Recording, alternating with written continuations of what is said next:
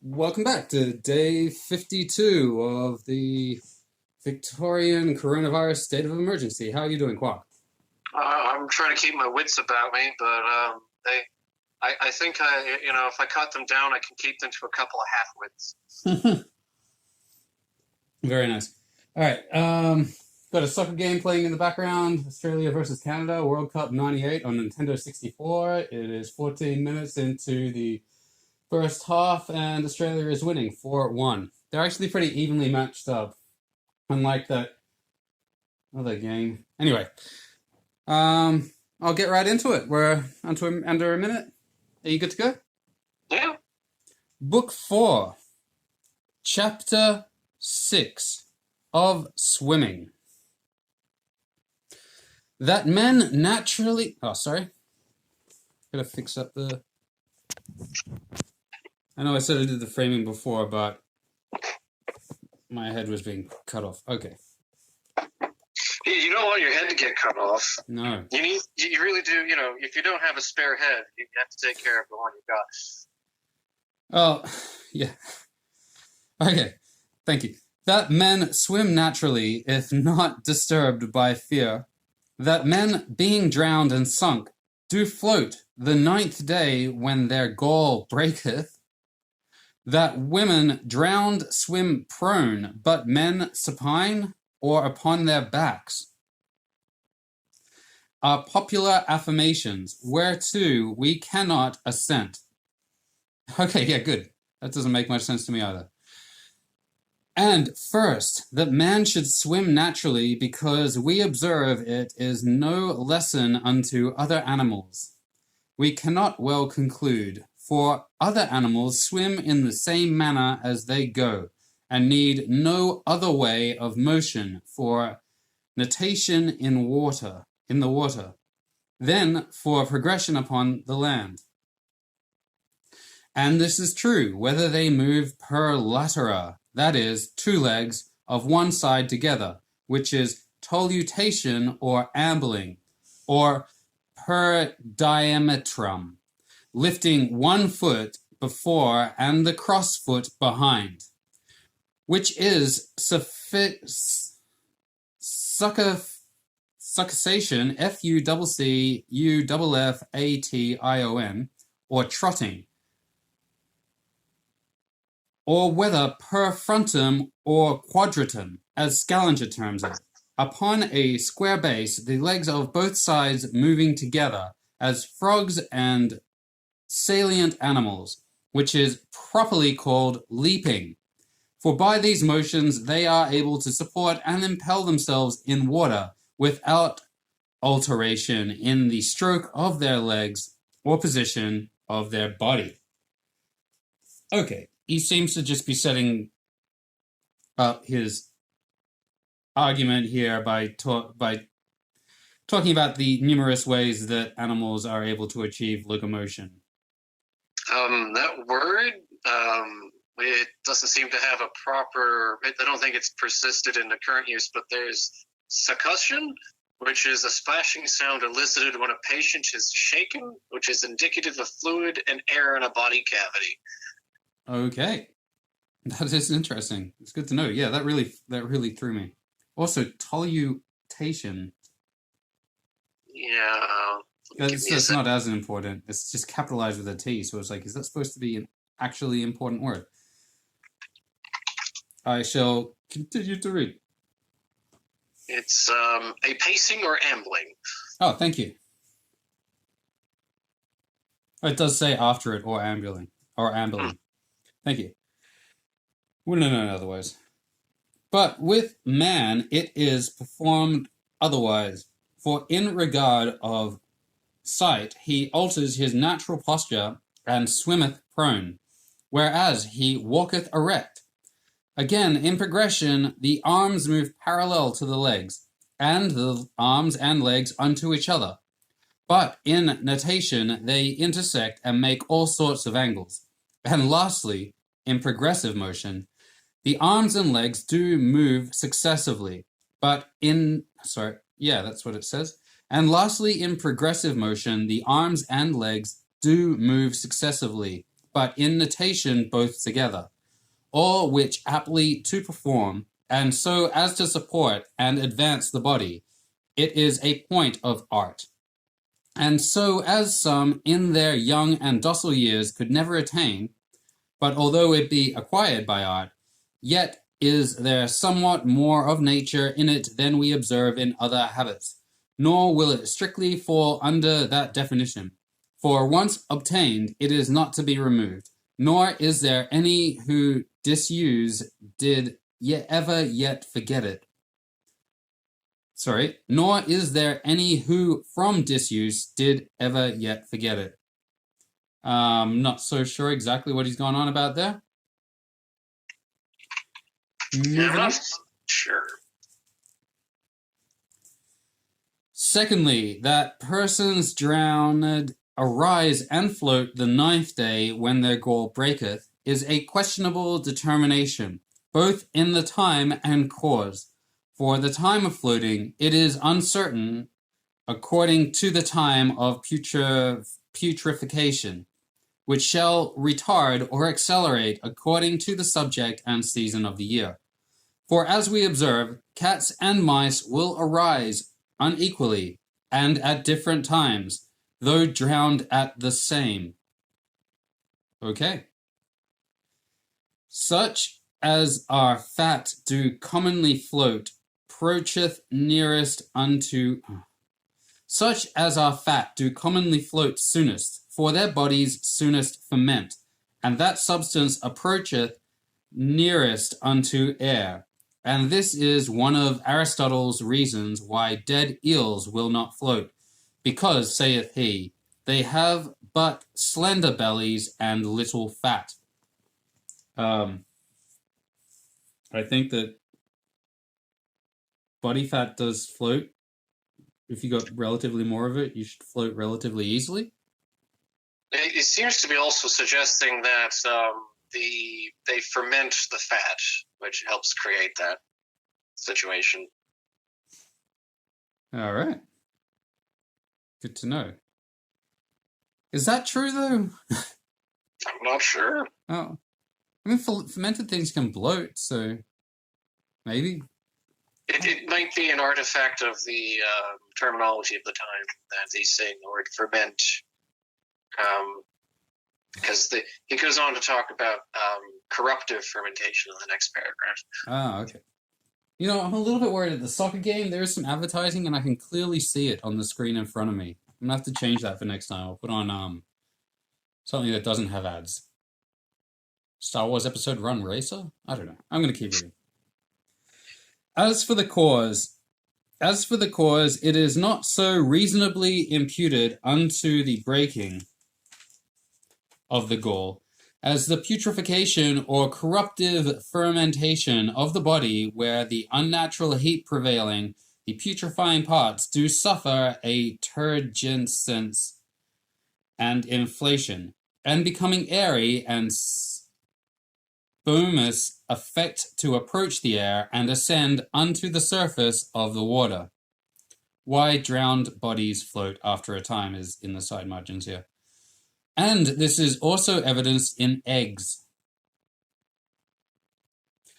whereof the found ones sink, and such as are addled swim, as do also those which are termed hypenemia, or wind eggs. And this is also a way to separate seeds, whereof such as are corrupted and sterile swim. And this agreeth not only unto the seed of plants locked up and catapulted in their husks, but also unto the sperm and seminal humor of man. For such a passage hath Aristotle upon the inquisition and test of its tertility. Okay, whatever that means. You're right, he was talking about fermenting, aiding the floating of things. The word turgescence is a version of growing turgid or swelling with fluids. Oh, thank you. That's a good word. See, I wouldn't get any of these things if you weren't here.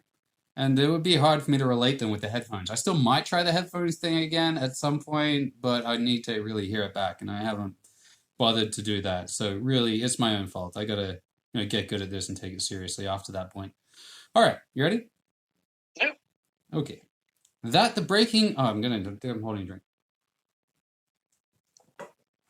That the breaking of the gall is not the cause hereof, experience hath informed us. Yep. Sorry, you got a call? No, I'm just texting through things, trying to find stuff. I swear I just heard a phone ring. Doesn't make any sense. All right. Yeah. That the breaking of the gall is not the cause hereof, experience hath informed us. For opening the abdomen and taking out the gall in cats and mice, they did notwithstanding arise. And because we had read in Rodinginus of a tyrant, who to prevent the emergency of murdered bodies, did use to cut off their lungs, and found men's minds possessed with this reason, we committed some unto the water without lungs, which, notwithstanding, floated with the others. And to complete the experiment, although we took out the guts and bladder, and also perforated the cranium, yet would they arise, though in a longer time. From these observations in other animals, it may not be unreasonable to conclude the same in man, who is too noble a subject on whom to make them expressly. Okay, so they didn't actually perform these tests on people. I think that's what he's saying. Okay, well, nice of him to mention that just in the last third of this paragraph. Okay. And the casual opportunity too rare almost to make any. Now, if any... Yeah. Sorry? Basically not enough people who drop dead freshly. It's just like, oh, he's dropped dead. Can I take out his guts and toss them in the water? Now, if any shall ground this effect from gall or choler, because it is the highest humour and will be above the rest, or being the fiery humour will readiest surmount the water, we must confess in the common putrescence, thank you, yes, putrescence, to do with putreation. Oh, God. Language censor on my brain, okay, moving on. Putrescence, it may promote elevation, which the breaking of the gallbladder, so small a part in man, cannot considerably advantage. Okay. Lastly, that women drowned float prone, that is, with their bellies downward, but men supine or upward, is an assertion wherein the hoti or point itself is dubious, and were it true, the reason alleged for it is of no validity. The reason yet current was first expressed by Pliny. Veluti pudori defunctorum parcente natura. And a rough Google Translate gives us like in nature and sparing embarrassment dead, which means literally nothing to me. Nature modestly ordaining this position to conceal the shame of the dead. That makes less sense to me. If you're saying that men float like this, women float like this, okay. Nature modestly ordaining this position to conceal the shame of the dead, which hath been taken up by Solinus, Rodinginus, and many more. This indeed, as Scaliger termeth it, is ratio civilis non philosophica. And I haven't got a translation for that, but that sounds like, something involving the word philosophy. Strongly enough for morality or rhetorics, not for philosophy or physic. Okay, ratio civilis non philosophica. Strongly enough for morality or rhetorics, not for philosophy or physics. For first, in nature, the concealment of secret parts is the same in both sexes, and the shame of their reveal equal. So, Adam, upon the taste of fruit, was ashamed of his nakedness as well as Eve. And so likewise in America and countries unacquainted with habits where modesty conceals these parts in one sex, it doth it also in the other. And therefore, had this been the intention of nature, not only women but men also had swimmed downwards, the posture in reason being common unto both, where the intent is also common. No idea what that was going on about. They swim downwards because you're not going to swim with your head facing the water when you're swimming down? Yep. It's better than what I got. Those two Latin bits. The first Latin bit is like in nature and sparing embarrassment dead. Yeah, right. The second one is the philosophical notion of the civil. Oh, yeah. So embarrassment in general. That's their argument for this. I think so. Yeah.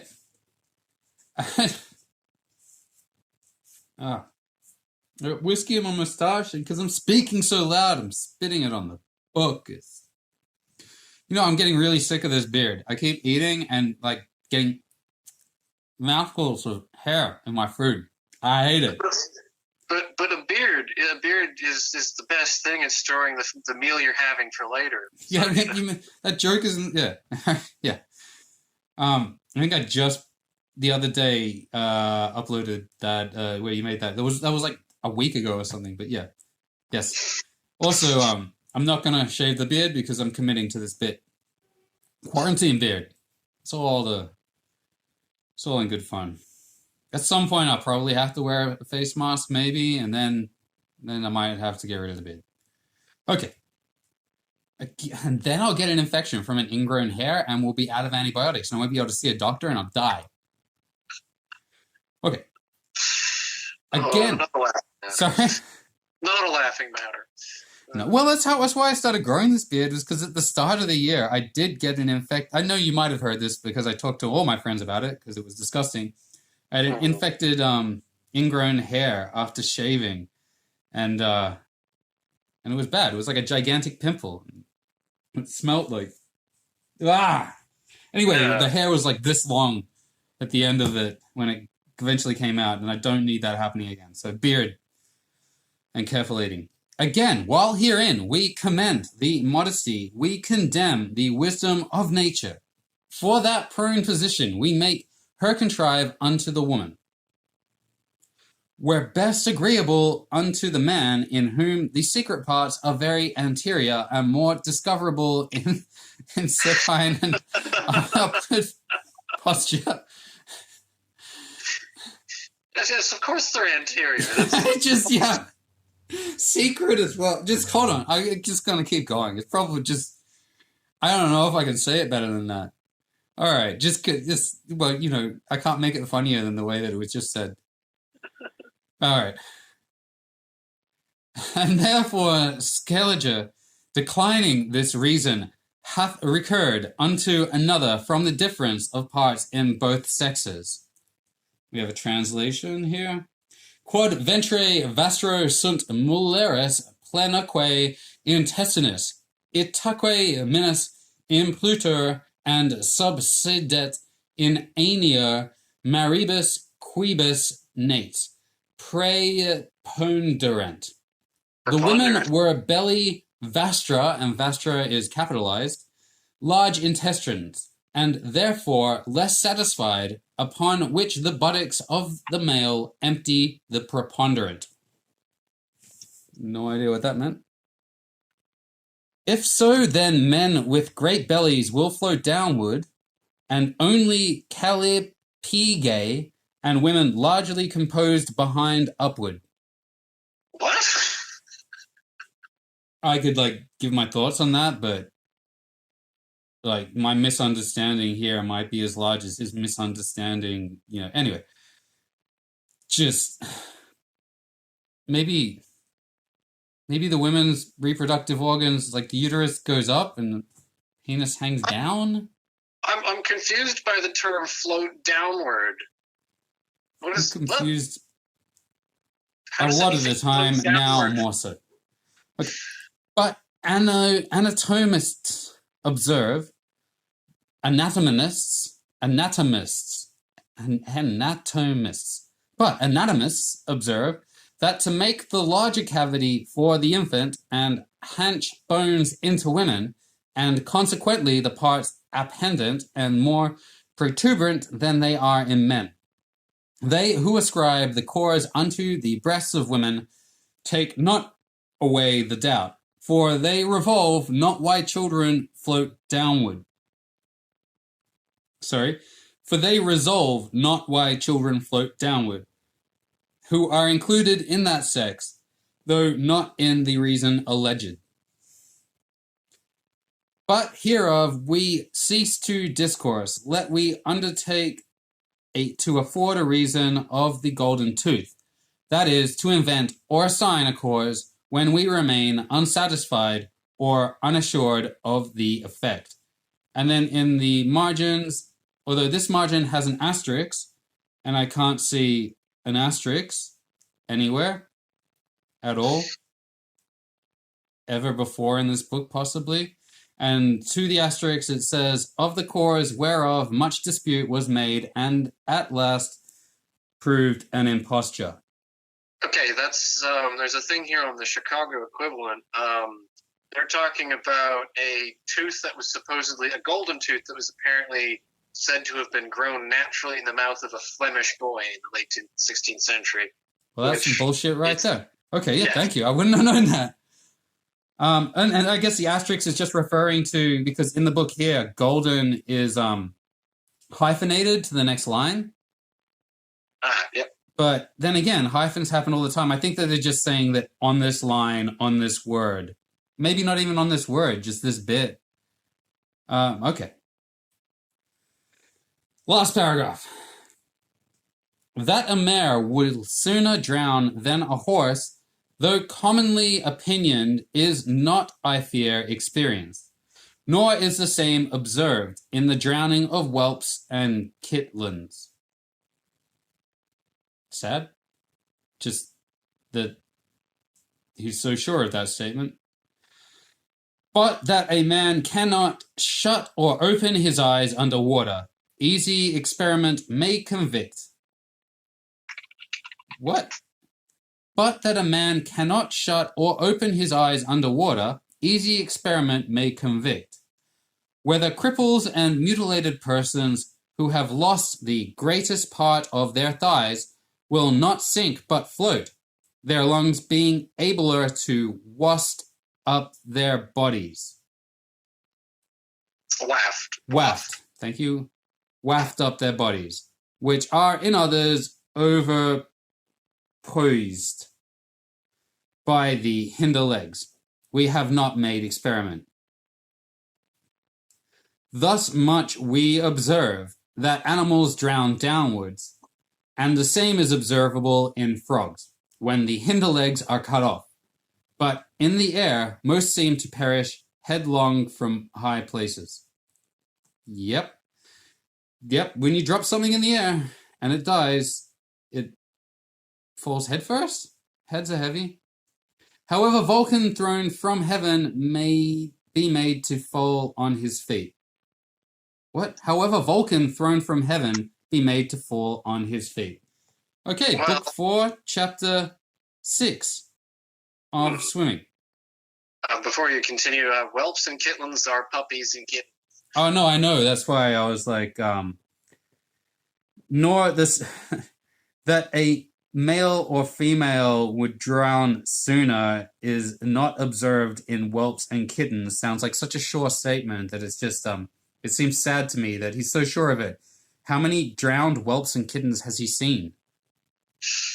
That does beg a few questions, yeah. And we're getting answers. Okay. Yes, that's day 52 of the state of emergency. The other thing that I probably should mention is when I was reading at the start about the He's describing the movement of feet and the legs of different animals and how they footprint and strut and trot and all that. It wasn't until we had invented the camera that the question of fast moving animals, or I'm specifically referring to horses here because people weren't sure how horses actually ran until they had the ability to take very high frame rate progressive pictures of one running. And then they were able to definitively say that at a certain point in a horse's run, it was all four, what do you call it? The feet, the hooves are off the ground. So it's just interesting that there's some accurate descriptions here of the movements of animals, but it wouldn't be until we have objective evidence that we can show to people in the sterile, like, academic environment of, let's say, a lecture hall, that we were able to definitively answer some of these things. Or I could be off base. This is about as much as I could get out of that chapter. Yeah, anything, Quark? Not much to offer on the rest of it.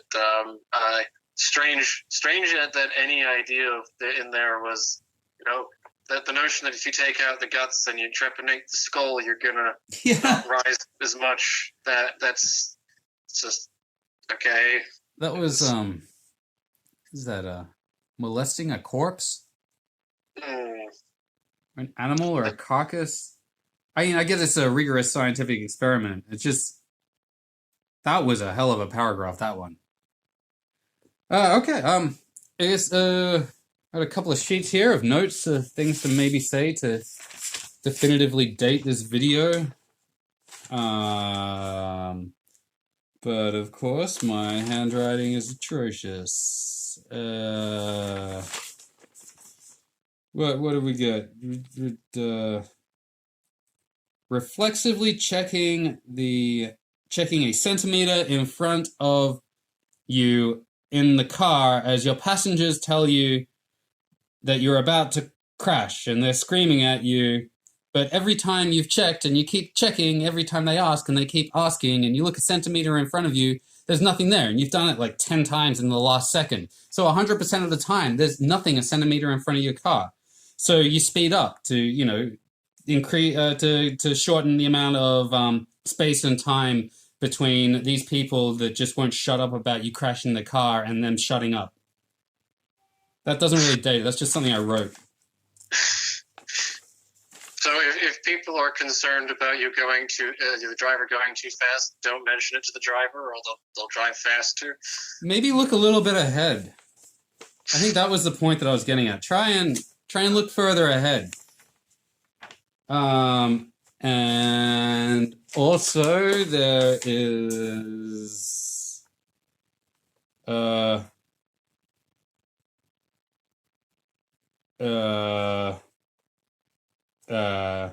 you see this, it looks like this. This is what my notes look like. Okay, definitely. So I need to go back in time to stop myself giving away my Super Game Boy to Jeremy. Okay. I already did that. Bit. Okay. Alrighty then. Stuff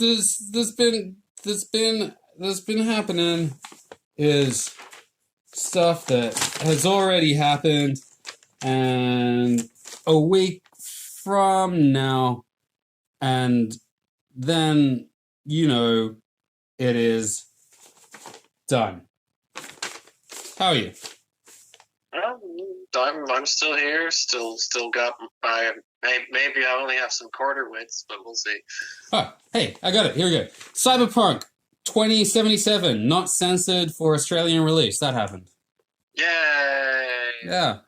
I was watching a Ross Scott daily video blog, and he mentioned an interesting trolley problem in reference to the current global pandemic. What if there's a train, and I'm paraphrasing from something that he was paraphrasing.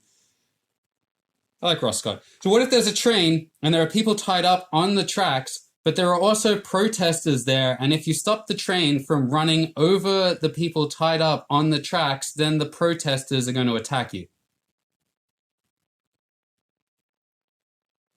So this is basically adding protesters to the classic moral conundrum of, do you save one person you know or 5 people you don't? Yeah, which I always hated the trolley problem, because I'm like, if I'm in that situation, I don't have 100% knowledge. How do I trust the sign that's telling me that if I press the button, something will happen? Whoever set up that situation is, infinitely more responsible than I am. And by me participating and pressing the button, I am like giving up my autonomy to their presupposed situation. And without 100% information, like without an electrical degree and looking at where exactly the wiring of that button is going and understanding how the train works and who any of these people are or what this whole thing is, I'm very suspect that, I'm responsible at all. I don't understand. I've always found it a little circumspect because there's no brakes in the freaking trolley. Why wouldn't my first reaction, instead of trying to reroute the thing to be was, oh, well, the brakes have gone. Oh, okay. It sounds like it's a very badly designed trolley. What's it doing out there? I think I still might press the button and only kill one people and save the other ones, but I would still be like, I didn't have there was no conscious thought pattern. I did not have true belief that me pressing the button would actually go like along with this maniac's plan. Like I wouldn't have, even more than a 50% surety that pressing the button would do what I've been told it was going to do. So I don't trust the situation at all. What if I press the button and then I blow up? You can't rule that out. Anyway, and another thing here, and this is, I should probably preface this by saying that I'm not a doctor and, I'm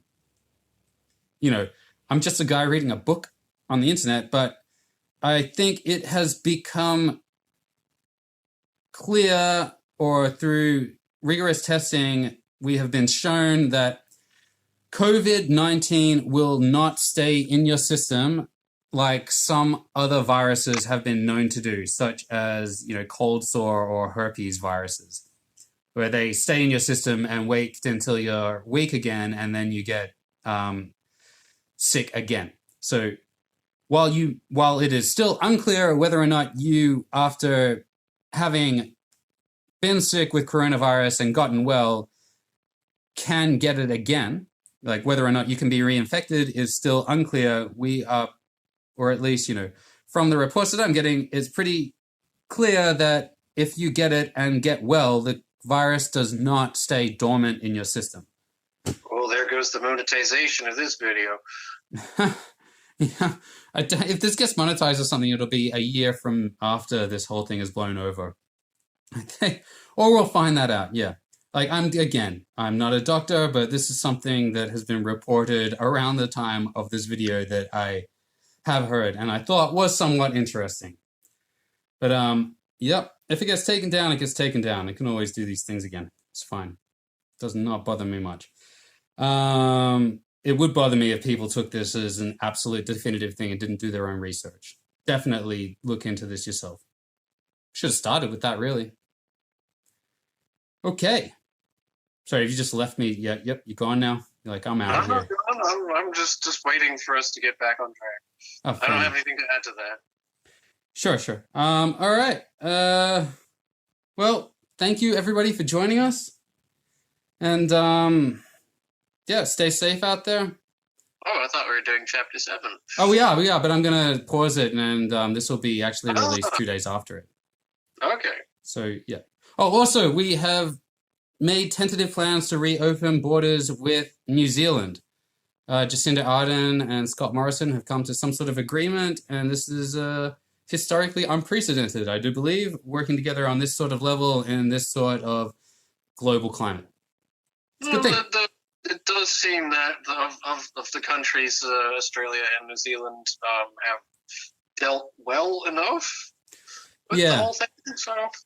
Well, being an island, it's easier to manage our borders, and New Zealand has, like 10% of our population. I'm pretty sure we've got enough food to feed Australians for about 2 years, or, enough food to feed 75 million people. So while New Zealand and Australia's rates of infection are really low, this only makes sense that we can get a little bit of a grasp on how best to safely start managing this new economy across the ditch.